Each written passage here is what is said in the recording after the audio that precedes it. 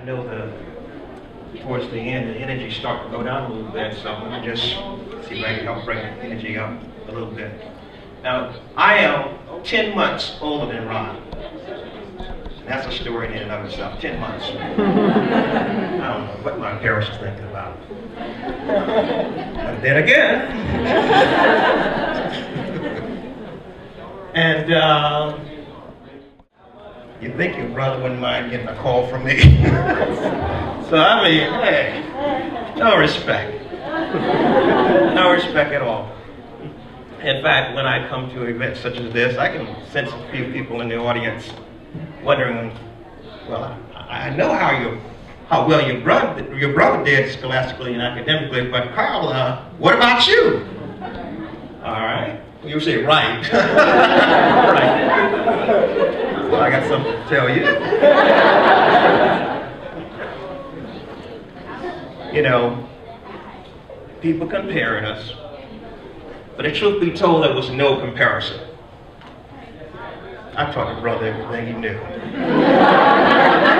That's right.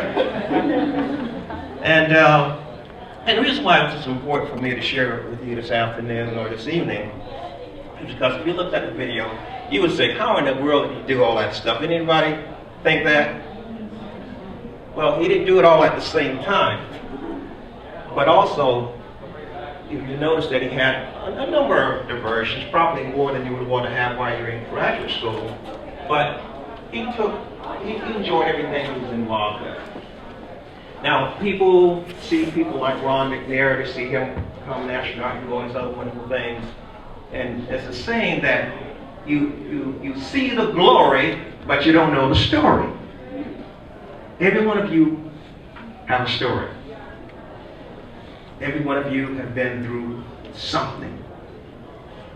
And Ron McNair went through a lot of things as well. Now, Ron was here, and this is the reason why I do what I do, because he has a great story, and he's not here to share himself. But if he was here, he would tell you that you would have to face your fear as you pursue your various areas of studies, whether it's hopefully it's the PhD that you go on to, but whatever you do. He would say you have to face your fear. I want to just share this with you, and at some point in time we're going to have a little dialogue.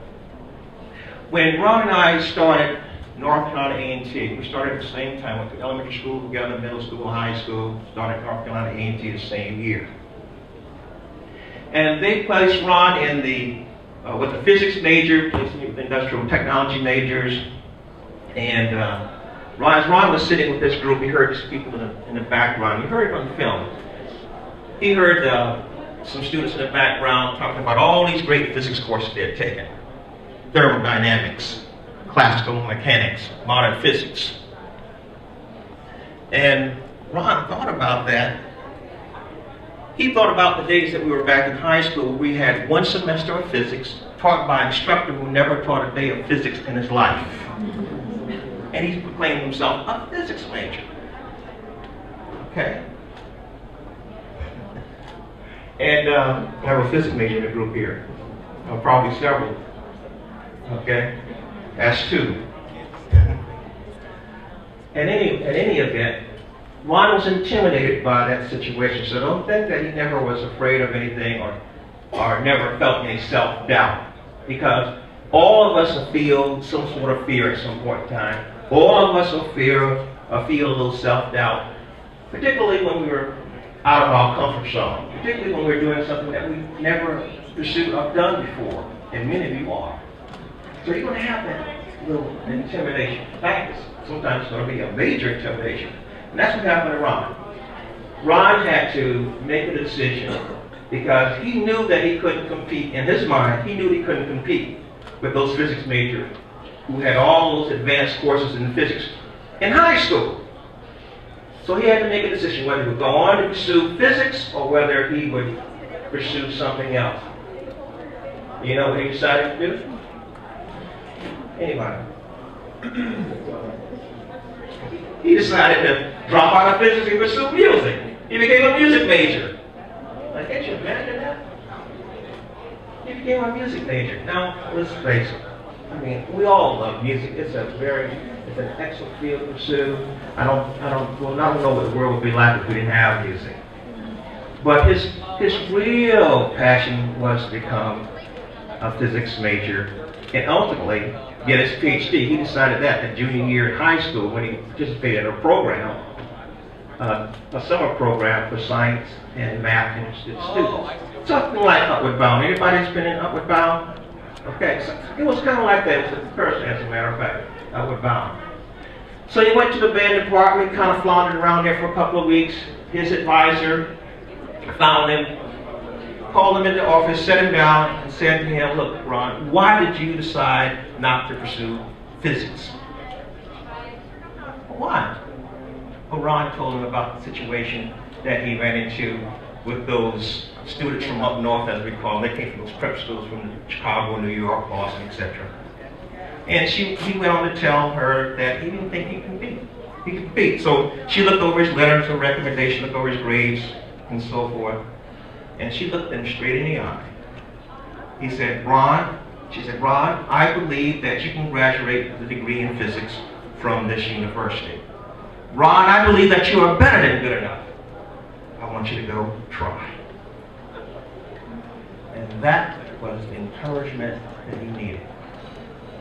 Someone to believe in him when he couldn't believe in himself. And McNair Scholars, that's what this program, the McNair Scholars program, has done for many of you. Some of you are pursuing and going places and doing things that you never dreamed that you could do.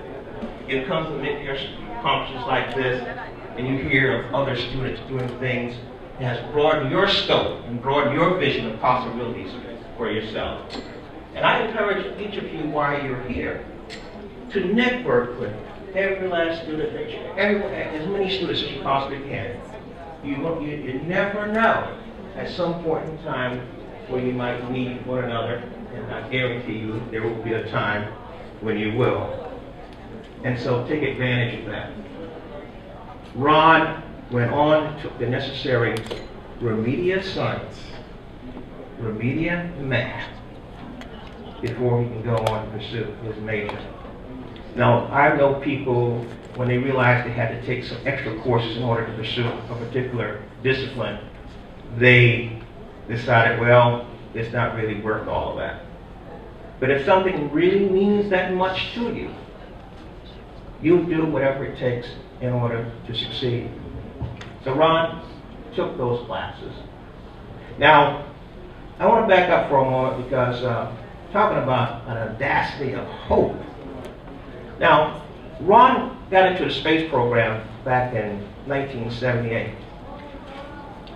10 years before that, we were in segregated schools in South Carolina. Can you imagine that? In 10 years, we went from a small town in South Carolina, a population 2,000, that isn't counting pigs, cows, chickens, whatever. It was farm country. Most people in my hometown worked in the fields, they worked in agriculture. It was a small, small town where people really, most people didn't aspire to really do much, then go into agriculture and do things around that. If you were going to be a white-collar professional, you had two choices during those days. You could either become a teacher or a preacher. And Ron tried to do both. He was ordained in the ministry as a deacon, so he even went that route as well. And that's a wonderful thing. But understand that it's not where you start. It's where you end, and for some of you, it's where you're going.